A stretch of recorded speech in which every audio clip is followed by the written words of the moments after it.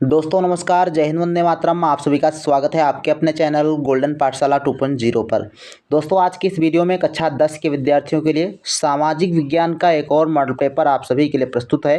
प्यारे बच्चों, ये आपका 2023 में इसी प्रकार से प्रश्न पत्र आया था और सेम इसी पैटर्न पर आधारित 2024 आएगा। यदि आप 2024 में बोर्ड एग्जाम देने जा रहे हैं तो आपको ये वीडियो बहुत ही हेल्प करेगा। यहाँ से आपके कम से कम 8 से 10 प्रश्न जरूर आएंगे। तो आइए शुरू करते हैं वीडियो को। सबसे पहले आपको ध्यान देना है सामान्य निर्देश आप यहाँ पर जब पढ़ लेंगे तो आसानी से आप जो है एग्ज़ाम हॉल में आपको पढ़ने की आवश्यकता नहीं पड़ेगी। तो जैसा कि जो पॉइंट नंबर 1 लिखा है कि प्रारंभ के 15 मिनट परीक्षार्थियों को प्रश्न पत्र पढ़ने के लिए निर्धारित होते हैं। और दूसरा जो निर्देश है, सभी प्रश्न अनिवार्य हैं। तीसरा निर्देश है कि यह प्रश्न पत्र 2 खंडों में है, आ और बा। चौथा निर्देश है कि खंड आ में 20 अंक के बहुविकल्पी प्रश्न हैं और इनका उत्तर ओएमआर शीट पर देना होता है। पांचवा जो निर्देश है, ओएमआर शीट पर उत्तर अंकित किए जाने के पश्चात उसे काटे नहीं, इरेजर एवं व्हाइटनर आदि का प्रयोग ना करें। इसके बाद है खंड बा, 50 अंकों का है। इसमें 2 प्रकार के प्रश्न हैं, वर्णनात्मक फर्स्ट तथा वर्णनात्मक 2। मानचित्र संबंधी 2 प्रश्न दिए गए हैं, जो प्रश्न संख्या 29 और प्रश्न संख्या जो है 29 का खा। इसके बाद 7वां जो निर्देश है, प्रत्येक प्रश्न के निर्धारित अंक उसके सम्मुख दिए गए हैं। 8वां है कि दिए गए मानचित्रों को प्रश्न पत्र से फाड़कर उन पर उत्तर अंकित कीजिए तथा मानचित्रों को उत्तर पुस्तिका में मजबूती के साथ अवश्य संलग्न कीजिए। दृष्टिबाधित परीक्षार्थियों के लिए मानचित्र कार्य के स्थान पर अलग से प्रश्न लिखने के लिए दिए गए हैं। ठीक, तो इन निर्देशों को आप विशेष रूप से ध्यान रखेंगे। उसके बाद एग्जाम हॉल में प्रश्नों को हल करेंगे। आइए देखते हैं। सबसे पहला जो खंड आ है, इसमें 20 प्रश्न ऑब्जेक्टिव होते हैं और ऑब्जेक्टिव क्वेश्चन पढ़ने के लिए आपको प्रीवियस ईयर क्वेश्चन पेपर बहुत ही हेल्प करेंगे। जितने भी आपके प्रीवियस ईयर क्वेश्चन पेपर हैं सारे आप पढ़ लीजिए, 100% आपका उसी में से फंसेगा।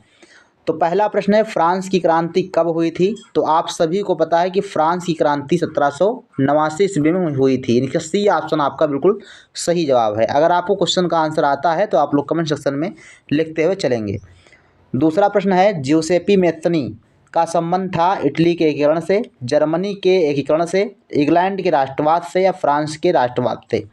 तो ज्यूसेपी मेत्तनी, इनका संबंध था इटली के एकीकरण से और इन्होंने यंग इटली नामक संस्था की स्थापना की थी। क्वेश्चन नंबर 3 है, हिंद स्वराज पुस्तक के लेखक कौन है? ऑप्शन है जवाहरलाल नेहरू, महात्मा गांधी, विनोबा भावे, बाल गंगाधर तिलक। तो सही आंसर इसमें हो जाएगा बी ऑप्शन, महात्मा गांधी। विनोबा भावे का संबंध आप सभी को पता है भूदान आंदोलन से है। चौथा नंबर प्रश्न है, निम्न में से किसने बारदोली सत्याग्रह का नेतृत्व किया था?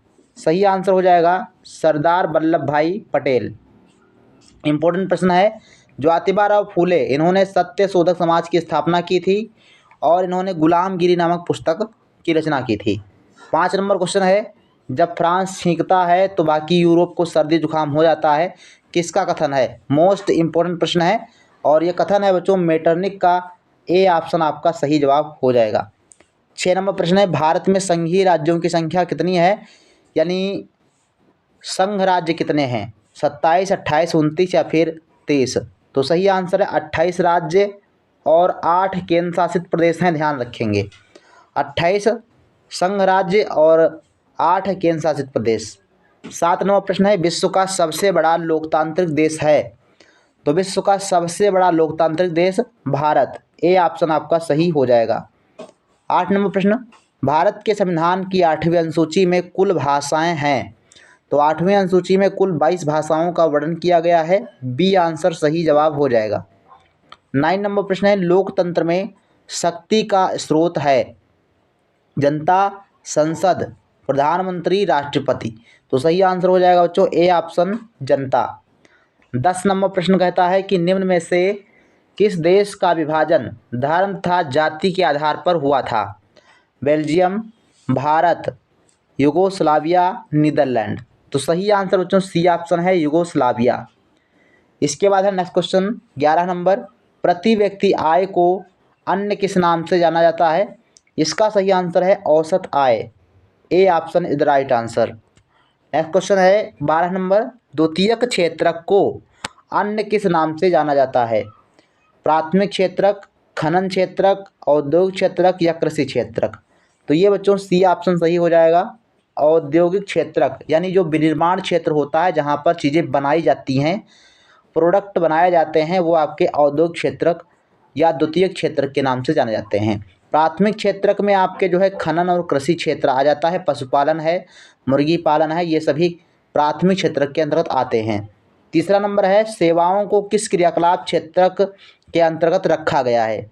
तो सेवाओं को तृतीयक क्षेत्रक में रखा गया है। इसमें आपका ए ऑप्शन सही जवाब हो जाएगा। 14 नंबर प्रश्न है भारत का अधिकांश विदेशी व्यापार होता है समुद्री मार्ग से या सड़क मार्ग से, रेल मार्ग से, वायु मार्ग से? सही आंसर है समुद्री मार्ग से जो है भारत का अधिकांश व्यापार होता है। 15 नंबर क्वेश्चन है राष्ट्रीय उपभोक्ता अधिकार दिवस कब मनाया जाता है? तो इसका सही जवाब बच्चों हो जाएगा 24 दिसंबर। डी ऑप्शन आपका सही जवाब हो जाएगा। 16 नंबर प्रश्न है इनमें से किस राज्य या संघ राज्य क्षेत्र में काली मृदा पाई जाती है? तो काली मृदा दो स्थानों को ध्यान रखेंगे, महाराष्ट्र और आपका गुजरात। काली मृदा, तो सी ऑप्शन आपका सही जवाब हो जाएगा महाराष्ट्र। 17 नंबर क्वेश्चन है एजेंडा 21 का संबंध किससे है? ओजोन क्षरण, वैश्विक तापन, जलवायु परिवर्तन, सतत पोषणीय विकास? तो इसका बच्चों सही आंसर है आपका सतत पोषणीय विकास। डी आंसर सही जवाब हो जाएगा। 18 नंबर है ग्रीन इंडिया मिशन किस वर्ष आरंभ किया गया था? तो ये 2014 में स्टार्ट किया गया था। सी ऑप्शन सही हो जाएगा। 19 नंबर प्रश्न है निम्न में से कौन सी फसल मुख्य रूप से जायद की फसल का उदाहरण है? तो तरबूज है, बाकी यहाँ पे धान जो है ये खरीफ की फसल है और गेहूं चना रबी की फसल दी गई है।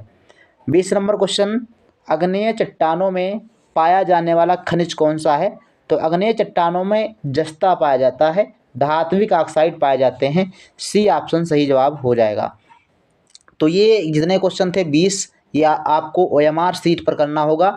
और अब जो है खंड बा आता है जिसमें आपको वर्णात्मक फर्स्ट इनके आंसर आपको 80 शब्दों में देना होता है, यानी लगभग आप 1 पेज या 1.5 पेज में इसका आंसर देंगे।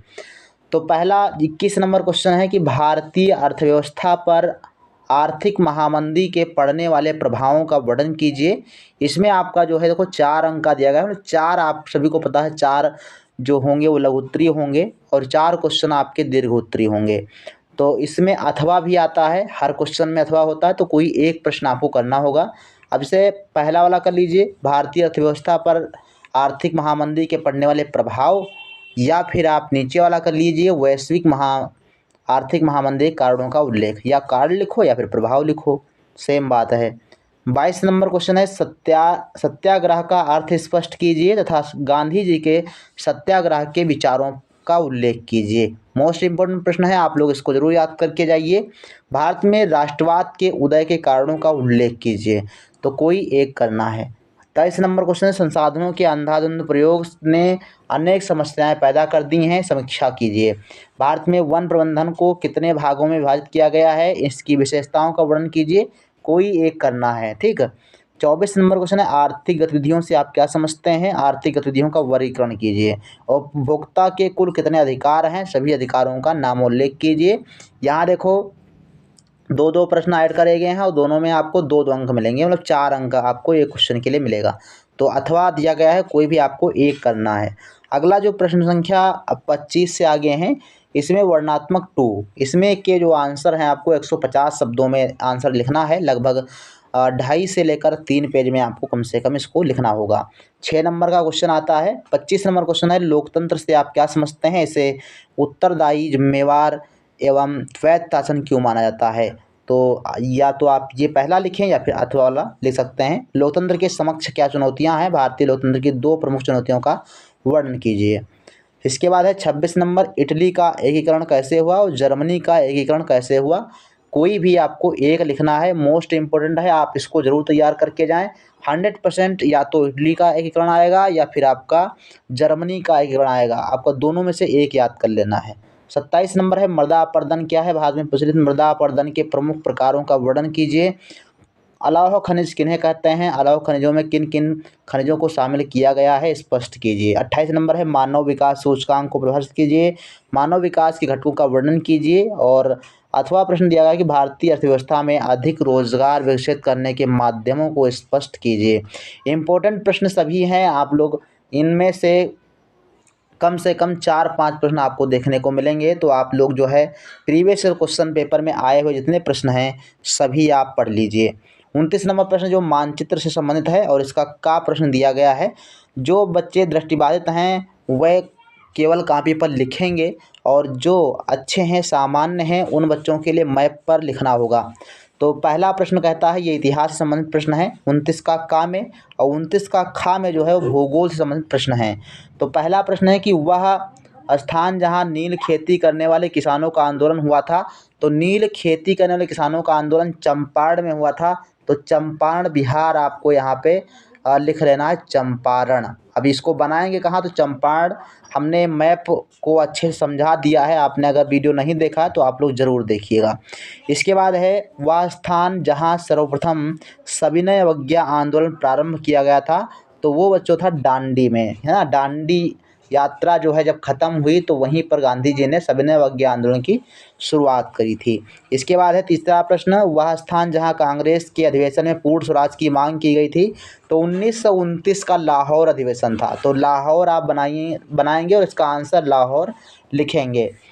चौथा प्रश्न है, वह स्थान जहां जलियांवाला बाग हत्याकांड हुआ था, तो ये था अमृतसर। अमृतसर और लाहौर दोनों एक ही पास में है, बस थोड़ा थोड़ा अंतर करके आप लिखेंगे। लाहौर पाकिस्तान में है और जलियांवाला बाग हत्याकांड जो अमृतसर में हुआ था वो आपका सीमा के अंदर है, बस इतना थोड़ा सा अंतर है।